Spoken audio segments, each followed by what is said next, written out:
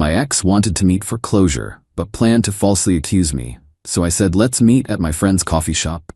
I brought my lawyer, secretly recorded her, and she got arrested trying to make a scene. I'm 32, and I used to be a pretty simple guy. My life was quiet, predictable. I had a woman I loved, a solid group of friends, and a future that felt secure. Then I learned the foundation of my entire life was a lie. A carefully constructed, elaborate lie. And the person who lit the match wasn't some monster from a movie. It was my fiancée, Natalie.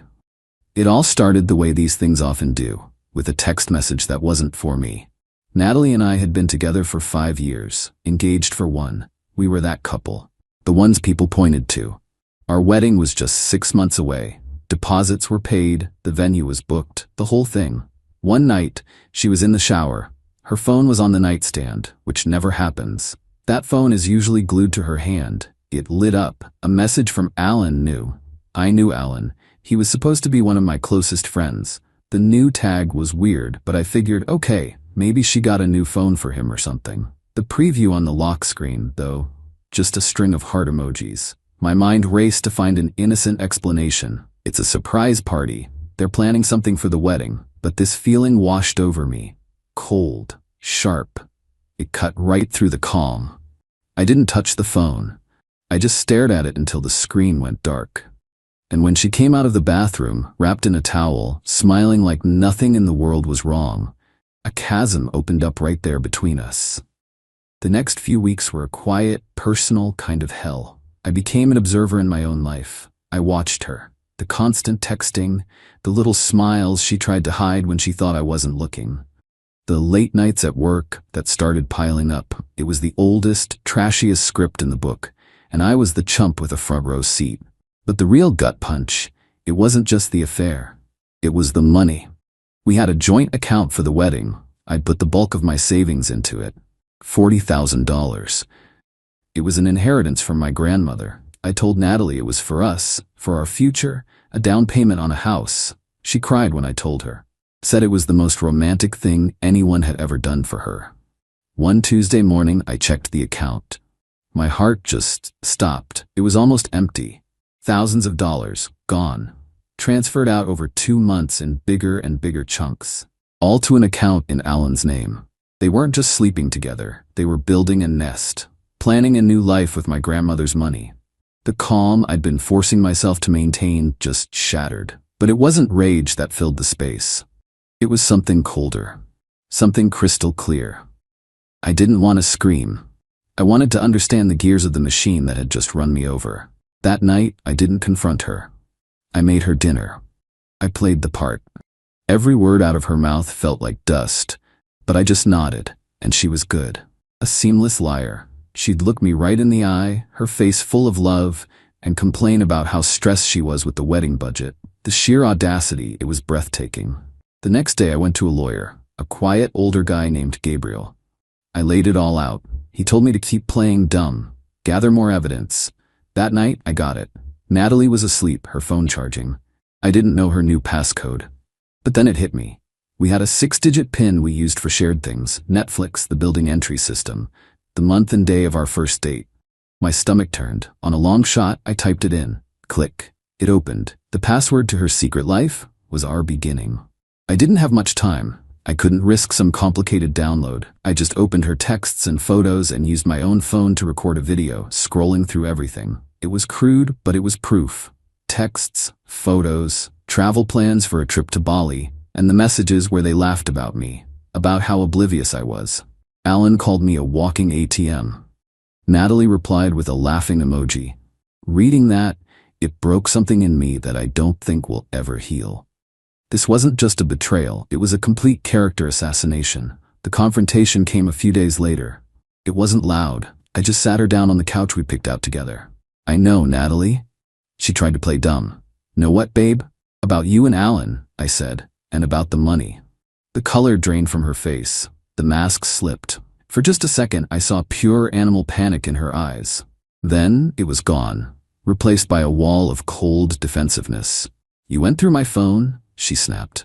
After everything, you don't trust me? The gaslighting was so fast, so automatic. I didn't say a word. I just slid a bank statement across the coffee table. A single transfer, $15,000. To Alan. She stared at it. The wedding's off, I said, my voice flat. I want you out by the end of the week. And then the performance began. Tears. Excuses. Alan manipulated her. She was confused. She loved me. I just sat there, completely still, watching a movie where I already knew the ending. She left the next day, but not before a final shot. She stood in the doorway, her face twisted with a malice I'd never seen. "You think you can just erase me?" she said, her voice low, trembling. "You have no idea what you've just done." I believed her. Update 1. It's been 3 weeks. The silence in this apartment is deafening. I thought packing up her things, erasing her from the space, would be the end of it. I was wrong. It was just the intermission. Natalie's story to our friends was a work of art. In her version, I was the manipulative, controlling monster. Alan was her knight in shining armor, and people bought it. I lost friends. People I'd known for a decade, now looking at me with pity or contempt. I didn't have the energy to fight it. Trying to explain the truth felt impossible. Then about a week ago, a text from a new number. It was Natalie. "I know you hate me, and I deserve it. But I can't move on without getting some closure. Can we please just talk one last time?" My first instinct? Block the number. My lawyer Gabriel told me to cease all contact, but it felt wrong. Too neat, too strategic. Natalie isn't the closure type. She's the burn it all down type. I called my cousin Grace. She still has some loose ties to Natalie's old college friends. A few days later, Grace called back. She'd heard something, a rumor, third hand, fuzzy, but it was enough. Natalie's sister had been bragging at a bar that Natalie was going to finally put me in my place. The details were vague. Something about meeting up, that I wouldn't know what hit me, and that she was going to make sure everyone saw the truth. It was just smoke. But when I connected it to her text, a chilling picture started to form. A public scene, an accusation, a trap. I called Gabriel, told him everything. His response was immediate. "Absolutely not," he said, his voice sharp. "Ralph, do not meet her. This is a transparent attempt to provoke you. We have the financial case. It's solid. Don't walk into an ambush and create a he said, she said that could ruin everything. Block her. Do not reply." I heard him. I did. But I also heard Natalie's voice in my head. "You think you can just erase me?" She wasn't going to stop. A false police report, a restraining order. She would find another way to wreck my life. This felt like my one chance. My only chance. To control the narrative. To let her build her own stage and then watch her burn on it. "I'm going to meet her," I told Gabriel. "I'm not going to let her haunt me." There was a long, heavy silence on the phone. I could practically hear him rubbing his temples. "This is a profoundly stupid, high-risk and ill-advised idea," he said. "I am formally advising you against it." He took a breath. "That being said, if you are dead set on this foolishness, you will do it correctly. Public place, witnesses, and you will record everything." I told him the plan. The grind, the coffee shop owned by my friend Roy, the one with the brand new security system, high-def video, crystal clear audio. "Fine," Gabriel said, the exasperation palpable. "My office is 2 blocks away. Call me the second it's over, and if things go sideways, you call 911 first. Then you call me." I texted her back. "Okay, Natalie, one last conversation, for closure. The grind, Saturday, 2 p.m. She agreed almost instantly. The trap was set. She just didn't know it wasn't hers. Update 2. Saturday was cold and gray. There was a knot in my stomach so tight I could barely breathe. Gabriel's words were a mantra in my head. "Say as little as possible. Do not get angry. You are a piece of furniture. Let her perform to an empty room." I got to the grind at 1:45. Roy gave me a subtle nod from behind the counter. The place was busy. Perfect. I picked a table in the center, one I knew was covered by 2 cameras. I sat down, back to the wall, clear view of the entrance. I started the voice recorder on my phone and placed it face down. At 2:03, she walked in. She'd made an effort. She scanned the room, saw me, and her face settled into that familiar mask of weary sadness. As she walked over, another woman I'd never seen before entered and sat at a table nearby. The witness. It was all happening. "Hey," Natalie said, her voice fragile as she sat down. "Thanks for coming," I replied, my voice flat. We made a few minutes of painful, stilted small talk. Then she took a deep, shaky breath. "Showtime." "Look," she started, her voice already trembling. "I wanted to meet because I just need you to understand how much you hurt me. You were so controlling. I just looked at her, said nothing. A piece of furniture. I could see her frustration growing. I wasn't taking the bait. Are you even listening to me? She snapped, her voice getting louder. A few heads turned. This is typical. You just shut down. This is why I was so lonely. You pushed me to Alan. Her voice was rising now. Her witness was watching us intently, phone in hand. I'm listening, Natalie, I said evenly. No, you're not. She shot up from her chair, knocking it back. You think you're so perfect, don't you? I am not afraid of you anymore. And then she did it. She drew back her hand and slapped herself. A hard, vicious slap across her own face. Crack! The sound was sickeningly loud in the now silent cafe. Ow! She shrieked, a raw, piercing sound. She stumbled back, clutching her cheek. You hit me. Tears, real or fake, streamed down her face. He hit me. Someone help me. He hit me. The cafe went dead silent. Everyone was staring at me. And in that one moment, even knowing it was an act, a wave of pure terror washed over me. It felt real. Her witness was on her feet, phone to her ear. Yes, I need the police. My friend was just assaulted. The grind on Main Street. It was chaos. Natalie was sobbing. The witness was giving a dramatic play-by-play. I didn't move. My hands were flat on the table. My heart was a battering ram against my ribs. Furniture, I told myself. Just furniture. The police arrived in what felt like seconds. The witness pointed a shaking finger at me. He hit her. Sir, stand up. Hands on the table, the first officer said, his voice firm. I did. His partner went over to a hysterical Natalie. This was it. The most terrifying moment of my life. I was the villain. It was working. Sir, the first officer asked me, what happened here? I took a slow breath. Officer, my name is Ralph. I did not touch this woman. We are in an ongoing legal dispute. I have a voice recording of this entire conversation on my phone. I nodded towards Roy, who was already walking over from the counter. And the owner of this shop has a complete video and audio recording of this entire incident. The officer looked at me, then at Roy.